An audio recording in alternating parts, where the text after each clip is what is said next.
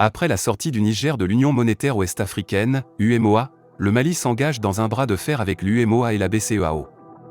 Chers téléspectateurs, bonjour et bienvenue sur votre chaîne Vision Africaine Consciente. Après le retrait du Burkina Faso de l'UEMOA, le Mali et le Niger continuent d'être membres de l'Union économique et monétaire ouest-africaine, UEMOA. Ces trois pays ont créé l'Alliance des États du Sahel pour s'entraider. Il y a quelques jours, ils ont attaqué l'UEMOA et la Banque centrale des États de l'Afrique de l'Ouest, BCEAO. En effet, le Burkina Faso, le Mali et le Niger ont été sanctionnés par la Communauté économique des États de l'Afrique de l'Ouest, CEDEAO, suite aux prises de pouvoir militaires. Frustrés, ils ont décidé de se retirer de cette institution régionale. Malgré cela, ils ont conservé leur place au sein de l'UEMOA. Cette institution a décidé de confisquer les avoirs financiers du Niger. Les ministres de la CEDEAO ont condamné cette mesure lors d'une rencontre à Agadé, au Burkina, le 15 février 2024. Pour eux, la sanction de l'UEMOA représente une punition injuste envers un peuple qui aspire à sa liberté et sa souveraineté. L'Alliance a exigé la levée immédiate de ces sanctions, estimant qu'elles constituent une violation flagrante des textes de l'UEMOA. Allié du Niger, le Mali a réaffirmé sa position contre l'UEMOA ce dimanche 18 février 2024. Le ministre des Affaires étrangères du Mali, Abdouaou, a réaffirmé le soutien de son pays au Niger. Il a condamné la décision de l'UEMOA et appelé à la levée des sanctions. Les ministres de l'Alliance des États du Sahel ont condamné la confiscation sans fondement des avoirs financiers du Niger par l'UEMOA via la BCEAO. Cela constitue une violation flagrante des textes de l'Union. Les ministres ont exigé sans délai la levée de cette mesure inique qui ne vise qu'à punir injustement un peuple aspirant à sa liberté et sa souveraineté ainsi qu'à prendre en main sa destinée.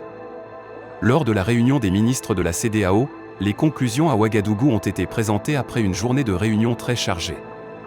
Les ministres de l'Alliance des États du Sahel ont lu dans le rapport de leurs conclusions, présenté par le ministre des Affaires étrangères, de la coopération régionale et des Burkinabés de l'extérieur, Karamoko Jean-Marie Traoré, qu'ils avaient pour objectif de préparer l'ensemble des documents qui seront soumis à la validation de la conférence des chefs d'État membres de la CEDEAO. Dans leurs interventions à la cérémonie d'ouverture, les chefs de délégation ont rendu hommage aux chefs d'État pour la décision historique et salutaire de retrait du Burkina Faso, du Mali et du Niger de la CEDEAO, une institution sous-régionale qui, au fil des années, s'est éloignée des objectifs qu'elle avait signés.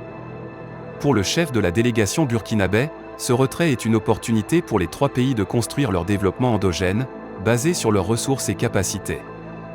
Les ministres ont adopté le rapport des hauts fonctionnaires avant d'examiner en plénière les documents de travail soumis à leur appréciation, notamment le projet de révision de la charte, le projet de traité portant création de la Confédération des États du Sahel, le projet d'ordre du jour et de programme ainsi que le communiqué final du sommet des chefs d'État de la CEDEAO. À l'issue des délibérations, les ministres sont parvenus aux conclusions suivantes. En ce qui concerne la charte de la CEDEAO, ils n'ont pas jugé nécessaire de procéder à sa révision. Cependant, tenant compte des références faites au traité révisé de la CEDEAO dans la charte et du retrait sans délai de cette organisation, ils ont convenu que le traité portant création de la Confédération prendra acte du retrait. S'agissant du traité portant création de la Confédération, ils ont noté la nécessité de fonder ce traité sur des références historiques propres au peuple du Sahel.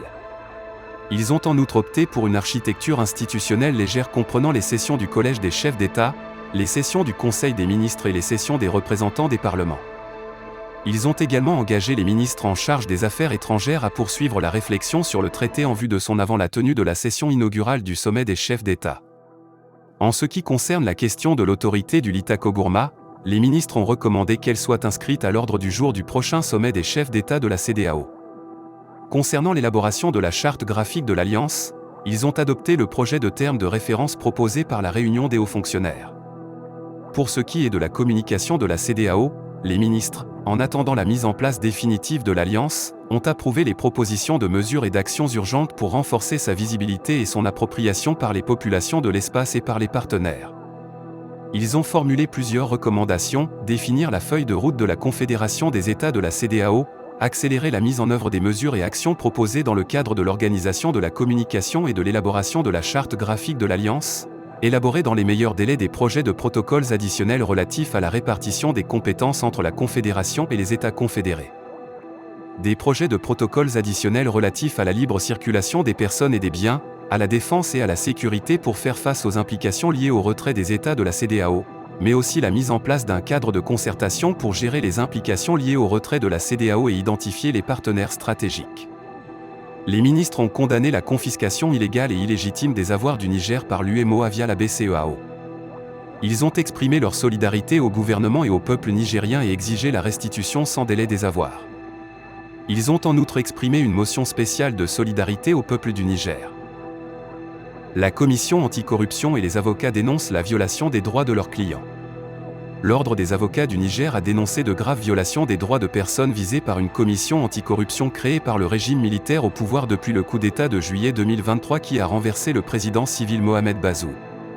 Le barreau constate avec une vive inquiétude que des citoyens sont convoqués dans les locaux de la Commission de lutte contre la délinquance économique, financière et fiscale, COLDEF, où ils subissent des interrogatoires sans la présence de leurs avocats, déplorent les avocats dans un communiqué consulté dimanche par l'AFP.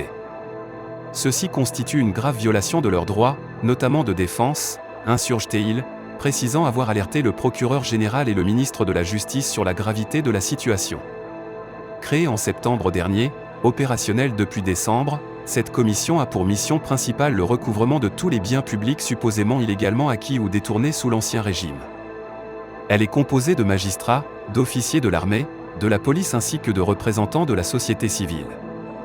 Le chef de l'État, le général Tiani, nous a félicités, nous a encouragés et nous a assuré de son soutien, a déclaré à la télévision le président de la commission anticorruption, le colonel Abdoulaye Djibo. Personne ne sera épargné, quiconque a touché à un franc du Niger le remboursera, a-t-il prévenu. Il a assuré que la commission a déjà recouvré plus de 12 milliards de francs CFA, plus de 18 millions d'euros, versés au trésor nigérien, et que 3,705 milliards, 5,6 millions d'euros, devraient être engrangés dans les prochains jours. Dans sa première déclaration publique à la télévision en tant que chef du régime, le général Abdraman Tiani avait notamment justifié le coup d'État par la lutte contre la corruption, l'impunité, le détournement de deniers publics et la mauvaise gouvernance.